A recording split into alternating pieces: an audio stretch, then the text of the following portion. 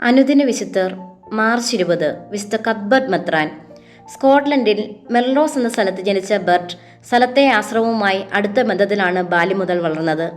അങ്ങനെ കത്ബർട്ട് മെൽറോസ് ആശ്രമത്തിൽ ചേരാനിടയായി. ആശ്രമശ്രേഷ്ഠന്റെ കീഴിൽ കത്ബർട്ട് വിശുദ്ധ ഗ്രന്ഥം പഠിച്ചു. തീക്ഷ്ണമായൊരു ജീവിതം നയിച്ചു.